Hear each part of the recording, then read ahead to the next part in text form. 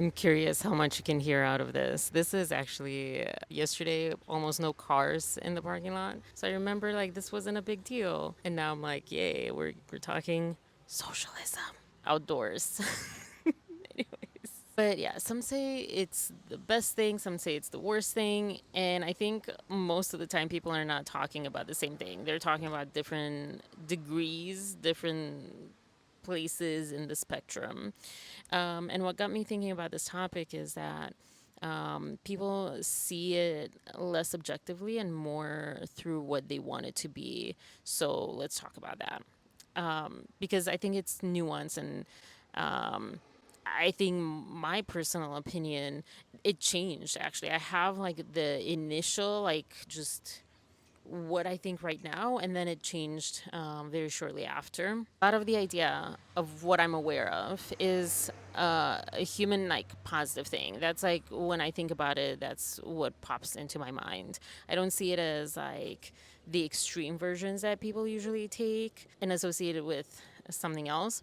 Wow, this is like nice and blinding. I see it in terms of what like we have now. What did I even mean by that? I think about the examples often given of the Scandinavian countries, or I give that usually as an example, and how successfully they are constantly rated as like the happiest countries in the world. I mean, I don't have too much on, because this is not about like, are they or aren't they and all that stuff, but it is kind of interesting to always think about that because they don't have much going on for them as far as like weather. So, like, something else has to be there. And yeah, their mental health also is said to be one of the better, despite the climate being so not so mental health inducing, good mental health inducing. Reduce sunlight, which we don't have right now here. Mostly cold season, also not happening right now here, but it is El Nino. Slumber, all that stuff. And I don't think that's a coincidence. So I think there's a lot of like pushback in places like here, the US, because it puts that mirror up to what like the few people like want to hold on to on top of like all the masses. I think I keep mentioning, that it makes the other side get excessively defensive, increasing its like grip tightly on resisting change that takes its power away, the power that, like I said, a very few benefit from, on top of like the financial efforts and just physical efforts of other people, of the masses. And so the other thing too that I discovered, because I was like wondering, like, is this the same axis that we're talking about? Is this the same spectrum or continuum? And it's not. So people say it's either capitalism or socialism. And well, that is true, but like democracy comes into play and all that stuff, and authoritarianism comes into play. And I got this wrong because I associate communism with an authoritarian. Well, okay, I have my notes, but I'm ahead of myself. Kind of government, but they're different things. So, what is the continuum that socialism, because it seems like I'm finally alone, sits on? What's the far right and the far left, and what's in between? Is there in between? Is democracy in between? It is not. Democracy is on a different axis. And what is the U.S. currently? And you might be surprised to find out. And what I have like a chart of like various different countries that like where they stand, and you might be surprised at that. So also I have the Romanian perspective and hearing a lot of Romanians, and especially Romanians that are based in Western Europe, especially now. And it's interesting because what happened now, refugees happened, and so they're feeling different pressures and things are coming up differently. But yeah, so a lot of those people lean further away from socialism, equating it to communism. And I was like, that doesn't sound right. Again, is the continuum and the spectrum that people like. I think people just like to take words and just like deal with it as what they want it to mean to prove their point. So, but I said that already. Yeah, equating it with the loss of autonomy, which I guess kind of it is. We'll go into that with danger to self, loss of autonomy. So it seems like it's very like dismissive avoidant. It's like loss of autonomy. It keeps like it's like kind of the foundation of things. To rights, ironically, because it's the opposite, to wealth and security, and to even more crime and destruction of society, et cetera, et cetera. And it's not really at all that. But I think, again, it's that like autonomy piece that's like the thing. Yeah, it often sounds to me more like they're describing communism or like authoritarian communism specifically, and authoritarian regimes that they're afraid of, not socialism. I will say that what I'm talking about is not socialism either, and what they're talking about is not socialism either. So, yeah. But at this point of my script, of my writing this, I was just laying out my initial thoughts. So it sounds more like we forget the word for in favor of preferring one. Oftentimes, especially like I said with Western Europe, it seems like we're leaning more towards justifying xenophobia and branding it anti-socialism, and like we're for better and all that stuff. So yeah, but let's find out more and try to educate ourselves and see if it holds up. Oh my gosh, that is burning. We have another cloud coming. I just put aloe vera yesterday, and now I'm gonna have to do part two because it just calmed my skin down, and then here we go again. So, the dictionary definition of socialism: any of various egalitarian economic and political theories or movements advocating collective or governmental ownership and administration of the means of production and distribution of goods. Doesn't sound like what most of us are talking about, right? A stage of society in Marxist theory that is transitional between capitalism and communism, and is distinguished by unequal distribution of goods and pay according to work done. And it goes further to say, there was a lot of things, but I picked out the things that like made most sense to this episode. Communism, socialism, capitalism, and democracy are all among our top all-time lookups by users. User comments suggest that this is because they are complex, abstract terms often used in opaque ways. So I thought, like, I really wanted to highlight that. I love that they included that. They're frequently compared and contrasted, with communism sometimes equated to socialism and democracy and capitalism frequently linked, though they're not the same. Part of the confusion stems from the fact that the word communism has been applied to varying political systems over time.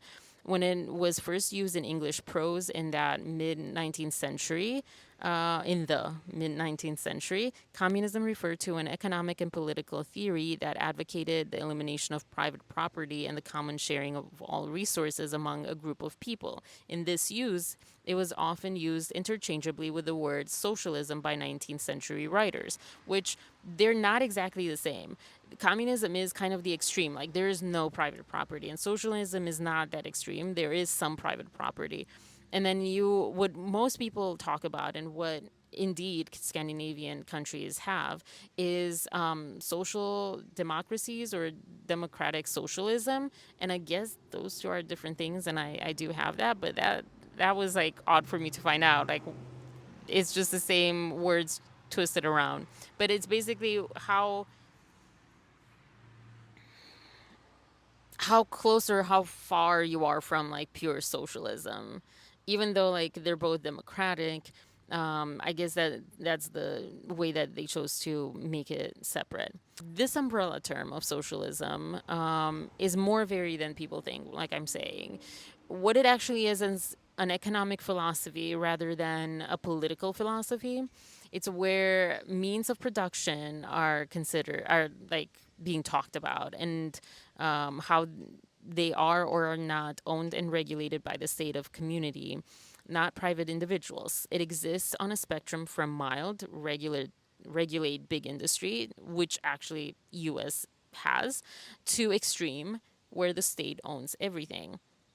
Unlike communism, oh my gosh, that scared me. Unlike communism, socialism allows for individual ownership of personal property with economic incentive and can coexist with democracy. So, key distinctions: socialism is an economic system. It says nothing about political structure.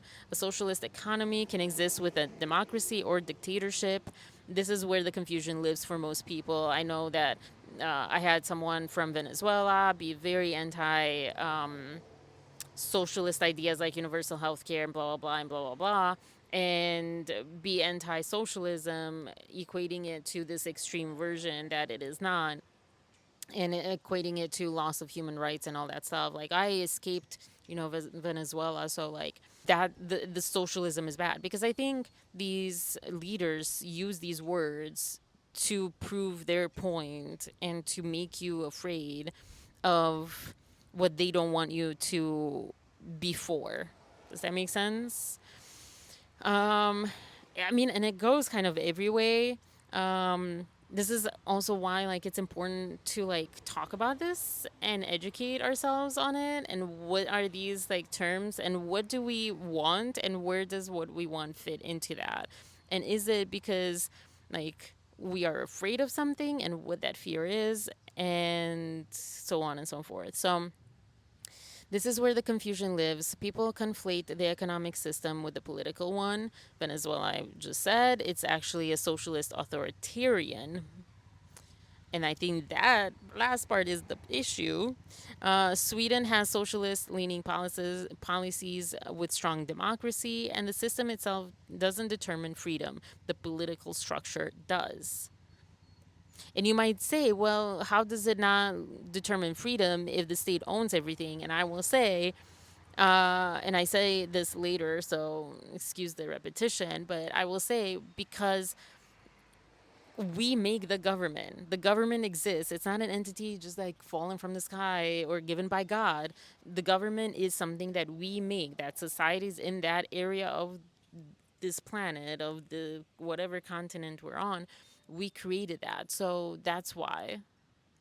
That's what you should, the beef that you have is with that, with yourselves, with ourselves, with like, wherever you are, who you are voting,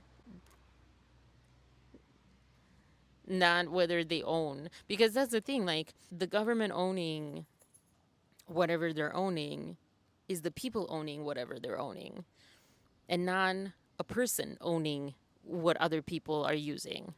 That's how I see it. That's like I feel like an easy frame of reference when thinking about these things. So yeah, I said at this point, and I will say like it kind of is true still. The research didn't cure any confusion. It kind of did, but at this point, I was a little bit still very confused. It revealed that we are all generally confused on how to use these terms. Yes, that stands true. Why is that these socialist leaning countries like the Scandinavian countries and so darn happy are so darn happy and have better lives? And I'm sorry, maybe I should pause a little bit. Why is it that these countries are so darn happy and have such better lives and better life quality that is like documented and studied? According to the like happiest countries in the world studies and ratings and whatever, despite having an awful lack of sun, colder climate, motorcycles. I wonder if they do have motorcycles. I don't know why that I wonder that because it's such a nuisance. Like no one loves that sound. And you don't have to have that sound. Anyways, so like I said, some argue that is not real socialism, and it is not technically. It's it's a little step from it. But they also get uncomfortable when similar policies and structures are being talked about. So it's not just that they get uncomfortable with the word, and they get uncomfortable even if you bring things up that are benefit to them and to all of us, like universal health care here in the US at least. And in Europe, in Western Europe, there's a lot about like, oh my gosh, taxes and they're taking everything. It's like, well, yeah, it's not they, because it's you.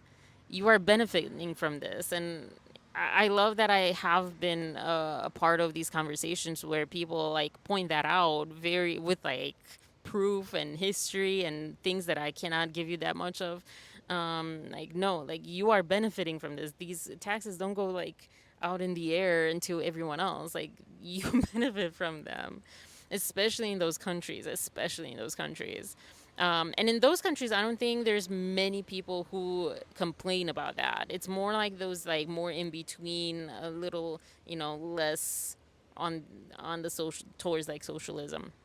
But yeah, so oh yeah, our favorite Mir Mamdani. If you like him, you like him. If you don't like him, you don't like him. I think like it's interesting. It's very interesting how like quickly the whole country, again, not every single person in the country, obviously, but like the whole country kind of adopted him as their mayor. This is like the trend. And I think it goes way far, far beyond and apart from like his policies and things. I think the thing that I personally think the thing that made him so popular and so loved and so like adopted is that he is like transparent, or like he puts it all out there. And I think that kind of potentially is changing the political landscape, and we're going to like politics 3.0, I was saying, away from like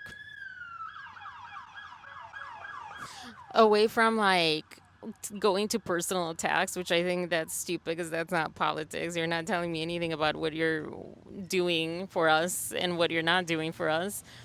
By attacking the other person, like, oh, look, they look ugly or whatever. So I think we took like 1,000 steps back on that one. And I think this one is kind of the new era because of, I think, my generation and younger, like millennials and younger. But that's kind of a digression. But he is talked about usually with Bernie and AOC as like the socialists, the communists. If you listen to people who want you to be afraid of this and who want you to like see them as like evil, and they're not either of them technically. But yeah, he's gained popularity by being the mayor of one single city in this big entire country, New York City. And scaling that also to the presidential position, I was thinking about, might be maybe not impossible, but maybe not as plausible. Pause for effect. It is a huge country, and there's different people and stuff, and I think it's harder to scale. So I'm curious to see if anyone like has more success outside of just the city, and especially being a city that is so diverse, possibly one of the most diverse cities in the US. Not only like ratio wise, but like to that scale as well. So yeah, but anyways, also side note, I made a note of this. I really want to talk. If you haven't, this is kind of related, kind of not related. But like Jaron Lanier on Star Talk had some interesting things to say, not about AI only, because that's the main topic, but some interesting things to say, like how if like Star Trek was still around, like it was in the 90s and not these new versions, and if sci-fi like that was what sci-fi is now and not what it is actually, there would be less teen sides. And I thought that was such a bold statement, and he specified this as like his opinion, belief. It's not like it's not it's not provable, or he doesn't have the proof to go with it. But I thought it was interesting, and it was kind of relating to this because like what we feed or are fed, and again, our fed is not this like crazy entity. It's like also people, and we elected people. But what we're feeding and what we're putting, people say this a lot, where you put your money matters. And so, what we're feeding ourselves can dictate our worldview, our trust level, et cetera, et cetera. And I think that's kind of what works in Scandinavian countries because they feel like they trust not only the government but each other. And so, there's this trust, and then people like act accordingly to that and in their benefit, not against their benefit, which we have here. Okay, so to make it confusing, or maybe less confusing, the continuum has a few different terms. Like I said, it has socialism, it has social democracy, and democratic socialism. I kind of turned those around, but yeah, each of them being different. So, like, fun. Let's talk. Let's start with social democracy. Social democracy is kind of described as like capitalism with strong public institutions, like universal health care, free education, robust safety nets, worker protection, etc., etc. And that's what Scandinavian countries are. And I don't know if they're all in the same amount, but yeah, like Norway, oh my gosh, Norway and Sweden, it's regulated capitalism. It's not strict socialism, so that's fair. And then you have democratic socialism. So switch those two words around. That is where public collective ownership is has some of like the key industries like energy, housing, transport. It has elected government, civil liberties intact, etc. That's like Bernie Sanders territory. Still democratic, still like socialisty, but also like not as much. It's more like towards like this autonomy, right? This like more privately owned. So you have like basically fewer things that are publicly owned. And socialism proper means of production. It means like the production is owned collectively or by the state, aka. The markets are heavily managed, and so on and so forth. And then communism, finally, which people definitely love to, they don't love to confuse the two. This is by design, but, anyways, there's no private property, classless society, and state eventually withers away in theory, but also kind of in practice. Because if you look at the communist countries that exist, they had to adapt because it's not sustainable. Um, but yeah, so um, Maoist, Maoist, Maoist China, Cuba, Romania, and the Ceausescu up to 89, the Soviet Union. Those were examples of this.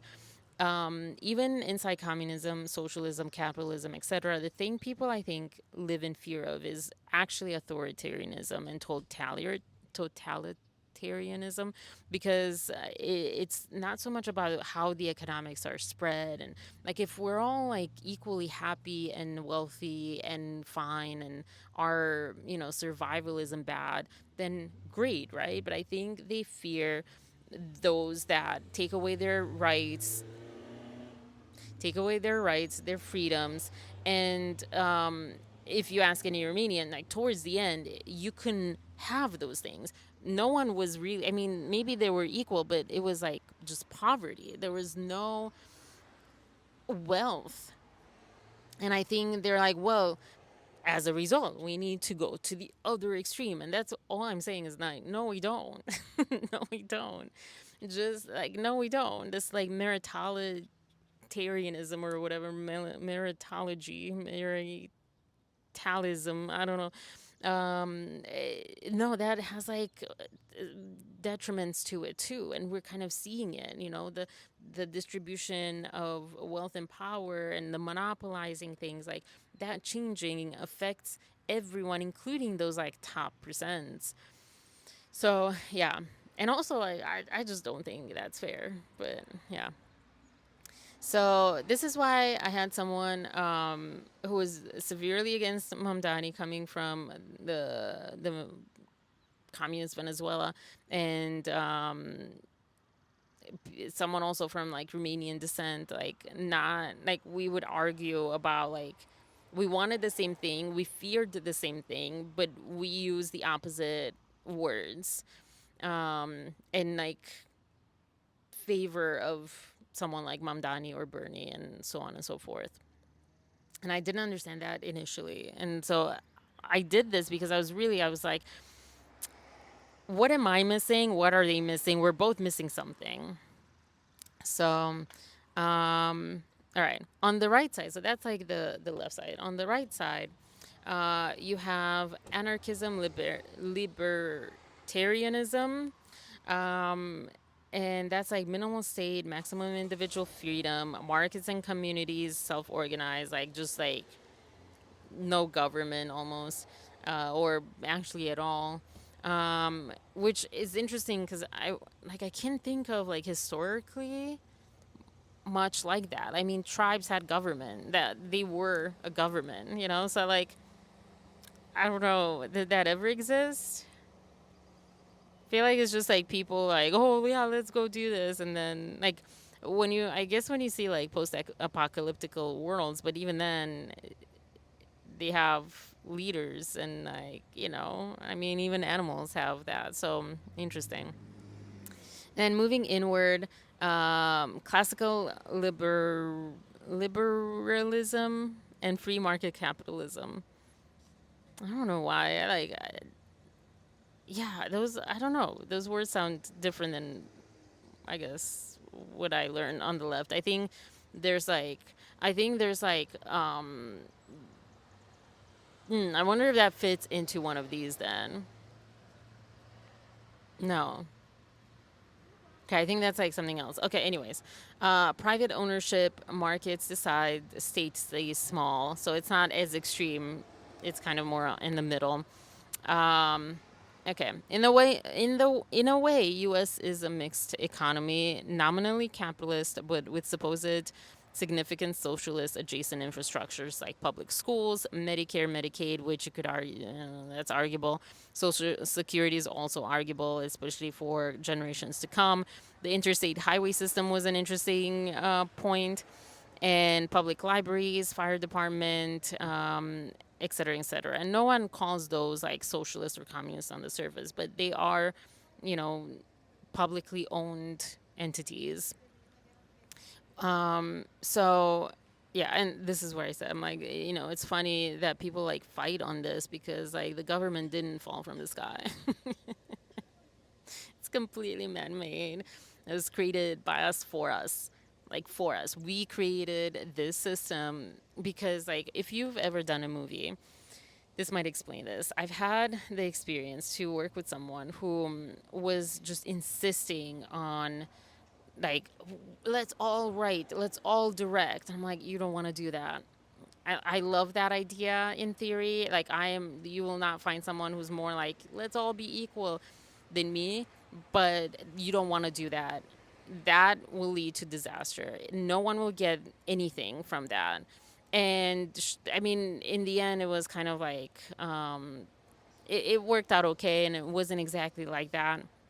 But yeah, like, and it was ironic the person that was suggesting this because she does like more control. So, but maybe she was trying to like overcompensate for that. But you don't want that. There is a huge benefit in hierarchy. One, no one person, and I'll wait for that, can know and do everything. Why are some cars so loud? Yeah, no one person can and know can do and know everything, and so you need to sort of like delegate. And I think that's like kind of what government is the delegation. Like, you take care of this side and I take care of this side. You have doctors. Doctors can be, presidents at the same time of countries, and vice versa. Like, you can't do it all. There's just not enough time to be able to do it all. So, again, I think we need to like reframe this idea that government is like them, it's other. I don't know when that started. It definitely was more recent in the recent years, and maybe it was for, again, by design for certain benefits. I I wonder if it was a lack of socialism actually that drove us to that. And there is something to that thought. So, as I said, again, the Scandinavia countries, like, they're socially democratic. They operate on social investment model, and I love that particular like term. They kind of take the fact about what government is, like what a country is, what it was made for, etc., and carry it through in this model. State funds the every what? Hold on. I didn't finish that thought. The people fund for themselves basically, and for their community as a whole, like these important things like healthcare, childcare, education, elder care, etc. It produces well-being through social trust, reduced anxiety as a result, specifically economic anxiety. When you're not in fight or flight stress, you flourish. Despite what some people might have you believe, when you are not in survival mode, what sometimes hustle culture can be, not always, but sometimes, when you're not in survival mode, you flourish, you have better ideas, you problem solve better, and you produce more. And that's like, I think, a key that we need to like be very like careful with. You produce more, you contribute more when you're not in flight or fight. And having these like securities that you provide for yourself through your, what you produces things, you get money, the money goes back, and it's just a nice little cycle. So yeah. Yeah, when you're not in fight or flight stress, terrified to lose your job, to not find another one, to not be able to survive due to like not enough income, low paying jobs, and the sort. And especially when you have like higher effort for lower reward, you do start going into survival mode in a different way. You start mistrusting, and because you realize the government is not for you. That is true. But ironically, it's because it's not for you. Because it's like, well, you do you. You're on your own. That's literally the thing. So, yeah. And when you feel better, more joy, more happiness, you also are not just a better neighbor, but you're also contributing better to the ecosystem that is nurturing all of this. And you're nurturing it. Something I noticed lately too is more and more what people are actually arguing for is to defend their xenophobia. And just like I was doing the looks maxing thing as a like a rebrand of the manosphere incel misogyny type of thing. I think this is kind of what sometimes people use these like terms to like communicate without communicating something that's been established as not okay and politically, socially incorrect. So when you're really like anti-socialist, anti-communist, I mean, fair, those have like bad things to them, but you're really oftentimes I hear when people are complaining about refugees, they're complaining about other people from other countries. It's tied a lot of times, not always, but a lot of times. I've heard people argue against it more along the lines of these foreigners are destroying, ruining our country. Why should my money pay? I'm doing hard work. They're not doing anything. They come here and they're like, they don't have a job. They're just living off of our money. And although there is an interesting truth to that in a way, and yeah, um, the approach and the resolution spoken about is often like not very evolved. There's not much like evolution to the remedies sought. Becoming xenophobic is not exactly the answer, and rebranding it and rebranding racism and so forth as like being anti-socialist is like rebranding. I'm repeating myself. Rebranding looks maxing uh, from the incel and so on. So same toxic trait, different label doesn't make it better. And I also feel like and I glossed a little bit over that. Like, yeah, like there is some truth to that. Like, you do have to like carry your own weight. But I also think like people are sometimes not understanding and empathetic to what people are going through. Not everyone can do everything at any time. So you're not always like, if you lose someone, you might need a few months, good few months, or even a couple of years to recover, and you might not be able to be as productive or productive at all. Or if you have like, if, like for women having children, like in Romania, there's like 2 years of paid, state paid, um, not leave, but yeah, like you stay home with the baby 2 years, the state pays you for it. And I don't understand. You would understand if you've seen, been around mothers, have babysat, you know what it takes, or been one. Like this, like 2 months is absolute. Like that's cruel, and you're not making great humans for your society. As those babies are, like they are lacking a very important, crucial part of growing up and child development. So it goes all around, and it's just cruel. It's cruel, and it makes no sense. But anyways, um, am I close to done? Yeah. I also feel like speaking about the Romanian point of view for a second. It seems to me that there is a distinction between Romanians and Romania, who at least mostly and up to this point are more open and curious.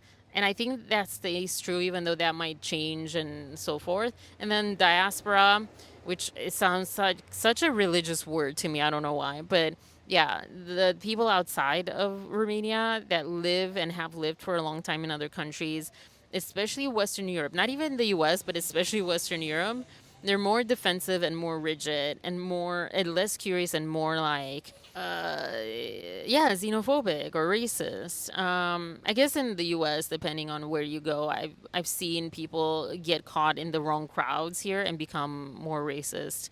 Unfortunately, I'm like, this doesn't make sense. You're Romanian. Like, one of the traits about Romanians is that they're so curious and open and like exciting and like joyful and stuff. So it's like you like a very big important part of you gave away for what?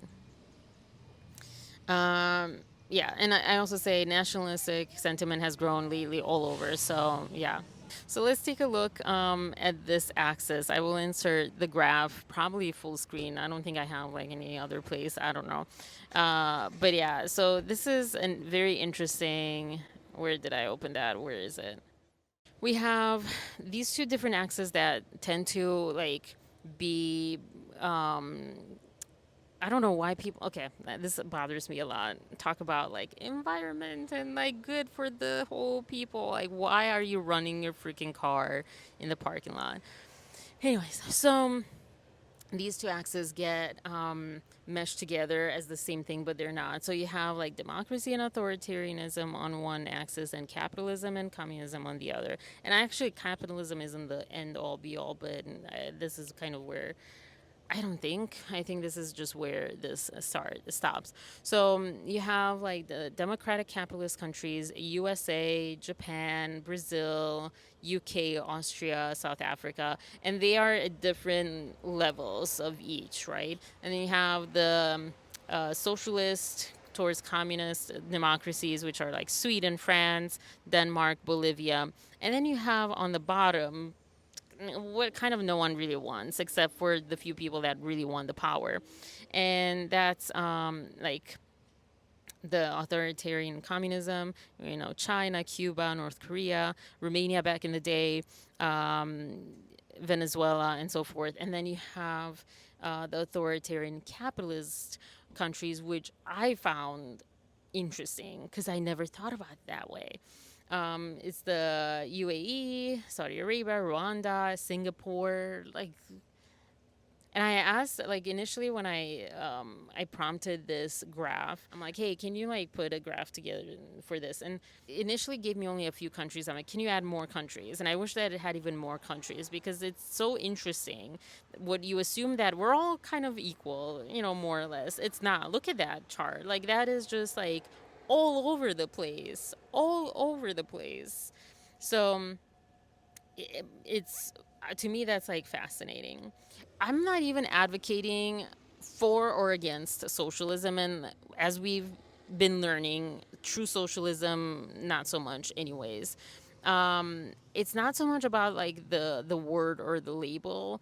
And it's more, this episode is more like, I got curious, like like I said, what am I missing? What are the other people missing? When it seems like we're arguing for the same thing, against the same thing, but we're using very different language and very different terms. So things can make people anxious that are truly related to this economic perspective.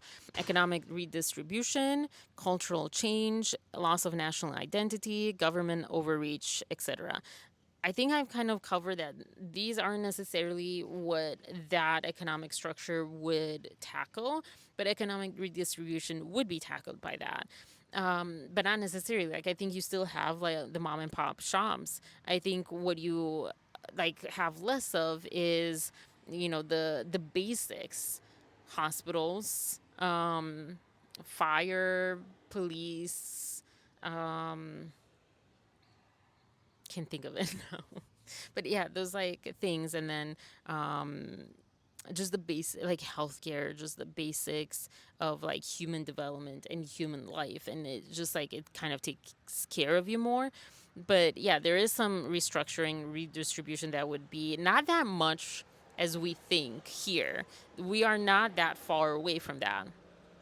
According to that chart, we kind of are, but like we're really not.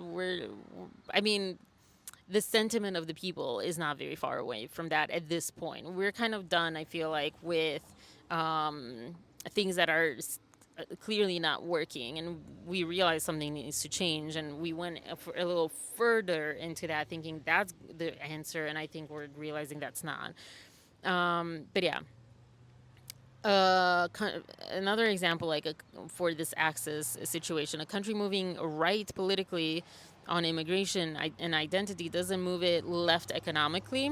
So just because like you are anti-immigrant or whatever thing politically doesn't mean that you're anti-socialist. The way that those get correlated as a result is because like socialism is paying for people that are part of that community, and but at the same time immigrants pay taxes. They're not, just getting things. So yeah, anyways, oh yeah, talked about the taxes thing, that people can't be fired. I hear that from like France and Austria and like Western Europe, that like, oh, like people can't be fired and they should be fired, and people take advantage of that. This whole thing with like people take advantage of that. Yeah, maybe a couple of people take advantage, but not most. And I would say psychologically, people that take advantage, they're not just bad people. That's a very low percentage, very low percentage of people that really don't care and don't and really want to like take advantage of things. But most people not. Most people have something else going on, and like it balances out. And most people also just plainly don't take advantage of anything. Like the unlimited vacation or time off. People, companies that do that realize like, no, people still show up, they do their work, and the expectation is you finish your work, period. Doesn't matter how, when, and whatever. And that's really the important thing, right? But not too many people right now. So, yeah. And so I think the underneath sentiment that ties these anti things together is a very sad, inhumane sentiment, which is not everyone is worth XYZ. And to me, that takes a moment, that needs a moment to sit there, because that is an awful place to be mentally. What do you have going on that you believe that you are needing to believe that? Because that's not very human of you. Um, it's not really an economic argument, it's a moral hierarchy argument dressed up as an economic one. So that's where we need to be a bit more careful of like, what are we actually saying, where is it coming from, did we clean up our side of the street before we're speaking on these things? Because if you genuinely believed universal healthcare was inefficient, you would engage with the data, and the data says something else. Denmark's outcomes, administrative costs, etc.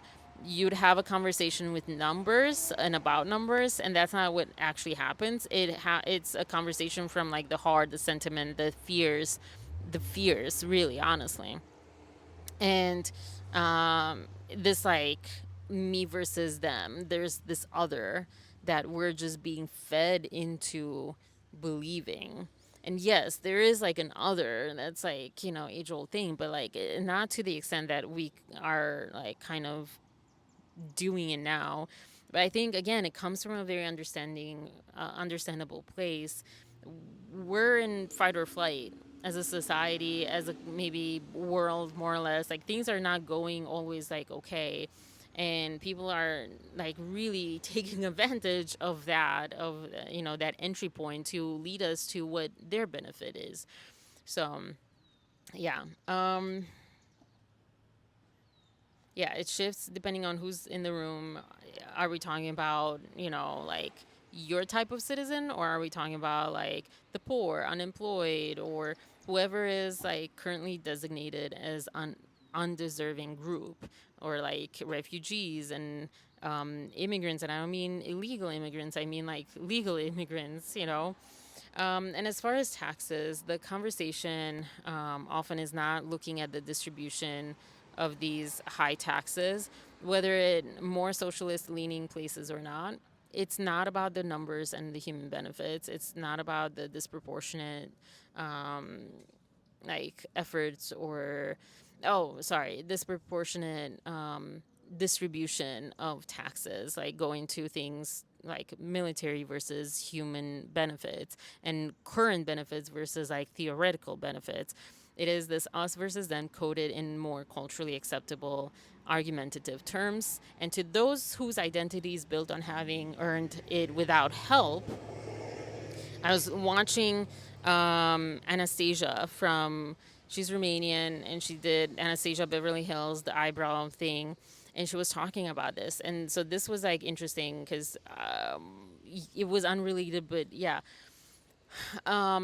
those whose identity got built on like I earned this without any help, which is false because you always need help. Trust me, I know very well no one does it without help, without a partner, without family, without friends, without management, without employees, without something. You do not do everything by yourself. Ever, ever, ever. But the idea that is in your head, especially coming out of something like communism, the idea is like, well, I get this freedom to make of myself whatever I can and want to make of myself. I came across this like kind of terrible ADHD post, and the comments were also talking about something very similar, the similar sentiment of like you're talking to ADHD people exactly with what they struggle. Like you're putting us down for not being able to have habits. Like it's up to you if you create this habit or not. But that's exactly the point. It isn't up to us. Like we struggle with this. We need medication to be able to do this. Executive function, like issues, is a staple of ADHD, and of like literal brain wiring. And so it isn't like, oh, you just were lazy or you didn't try hard enough. And I think that's like this worth based on like effort is just marginalizing most of humans, because at any point you don't have to have like a neurodivergent thing, you don't have to have some like whatever, but like at any point you will go through something that you need like your community for. And when there is no community because everyone's out for themselves, that's when you're like, hold up. That's, like, anyways. So extending that floor to others can feel like it devalues their survival for these people who, have this like kind of more or less faulty perception that they did it all by themselves and everyone who is worth anything should do the same. And if they don't, then they're not worth to survive, honestly, at this point. Like, enough income to be able to feed yourself and house yourself and take care of yourself if you're sick. So To me, that's very selfish, and it's such a bleak society. I don't like that. I don't think that's very human, and it's just sad. It's just very sad. Like even squirrels, and this is kind of like my last thought, but to link it to animals, even squirrels. I watch these like squirrel box videos on Instagram. Even squirrels who are highly territorial, this guy says, and he shows like if a squirrel goes into another squirrel's burrow, like there's a fight. That's not okay. But even squirrels, when it comes to winter, they're like all come, all welcome, because we need to survive. And I think people are forgetting the fact that we need each other to survive. We are not individual autonomous beings like, I forget if it was the crocodile or the alligator. Like one stays with their young, one is like, okay, you got born, see ya, have fun, I'm out. We weren't made that way biologically, evolutionarily, whatever. We are a community, social creature. We need each other to survive. If you get a baby and leave it on its own, it does not survive. If you like put a human being on its own, they go crazy. There's a reason why solitary confinement is torture and it's like the last resort, you know? Like there's a reason for that. And yet we're fighting to be autonomous, to be solitary. We're not really like sitting with this, right? I think. So that's what got to me. This is like the last of this series of episodes that I'm recording in this crazy marathon of a week. Thank you. I'm gonna go in, upload this, edit all that stuff, and have a wonderful day. Bye. Peace, love, and compassion, and stay curious.